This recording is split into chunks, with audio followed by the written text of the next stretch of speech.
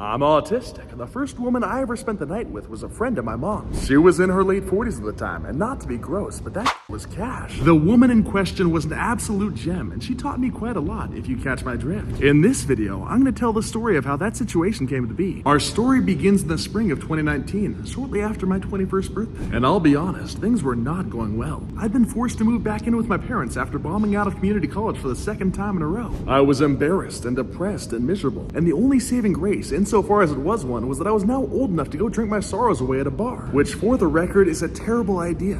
Don't drink when you're sad and alone. But yeah, I was sitting in this super divey bar near my apartment when I first saw her. These two middle-aged women walked in the door. They were the kind of gals you'd expect to see at a wine bar in some rich suburb, not the hole-in-the-wall bar we found ourselves in. But there they were. And they were beautiful, one of them especially so. I caught myself looking at them, stealing glance after glance, because she was making me feel a certain kind of way. They walked up to the bar, each ordered a drink, and asked for a set of darts. And that's when my ears perked up a little bit. I was thinking to myself, this might be my chance, because this bar had two dartboards, so I flagged the bartender down and asked for my own set of darts. And as I began to walk in their direction, she and I made eye contact for the very first time. And guys, it's been almost a decade, but I still remember her looking me up and down and giving me the most beautiful smile. Because back in those days, I was shy, awkward, and poorly dressed to boot. So beautiful women checking me out was not something I was used to. Guys, it was a good feeling, to say the absolute least. But like I mentioned, I was very shy back then, so once I got over there, I just started playing darts without making conversation. I'm pretty sure they knew what was going through my head, and thankfully her friend was willing to make the first move. The way I remember it, she asked me what I thought of her friend, the woman that I've been looking at. And my reply was unusually bold. I said something like, "Oh, I think she's really hot." And as it turned out, that was the right answer. Once the ice was broken, the conversation became lively. We were tossing darts and talking about all sorts of stuff. But incidentally and importantly, all sorts of stuff did not include my last name or who my mom was. This woman and I started touching a bit, and taps in the arm turned into an arm around the shoulder. Things were starting to heat up a little bit, and I became distinctly aware that her friend was really egging her on. Before long, this wingwoman of sorts made me a bet on her friend's behalf. She said, "Hey, if you can get a bullseye in the next 3 darts, my friend will give you a kiss." I mentioned earlier in the video that I'm autistic, which is true, but one thing I didn't mention is that one of my special interests is playing darts. And while I hadn't been trying super hard, I think the wingwoman picked up on the fact that I knew what I was doing. But Aphrodite or Cupid or someone must have been guiding my hand, because I put on a good showing even for me. The first dart was an outer bullseye, the second dart an inner bullseye, and I didn't even throw the third dart because I figure, how do you top that? And mere moments later, the object of my affections pulled me in pretty aggressively for a big fat smooch. We kept that up for another couple minutes before her lovely friend suggested that the bar might not be the best place to do that. This lovely, charming, wonderful wingwoman offered to dip out and head home so that the two of us could do the same,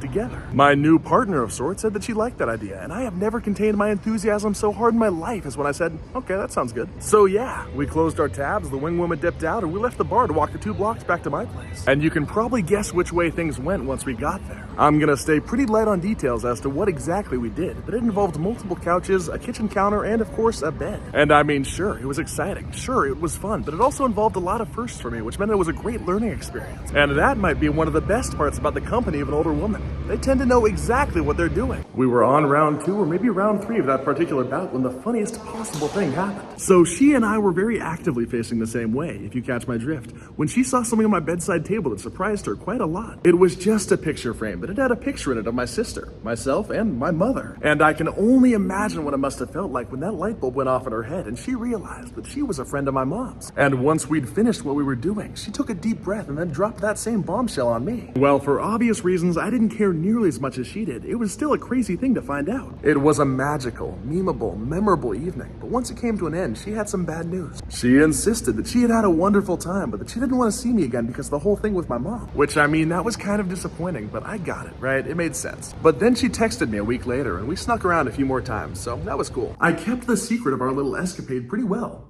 For a while. My mom had no idea about any of this for years and years until I got drunk one Thanksgiving and told her, by which point she thought it was absolutely hilarious. And gentlemen, by the way, if you find yourself in this position, I've got a pro tip for you. If it becomes a question of your place or hers, go to hers every single time. Because if you treat that mother right and you make her mother's night, the snacks that she'll make you will be some of the best that you've ever had. So guys, if you enjoyed this video, please do hit like and subscribe. And just one more thing. I've partnered with Temu to get you $100 in free coupons. You can use these coupons to buy all sorts of stuff, and all you have to do is download the app using the link in the description. This is Fritz Johnson, signing off.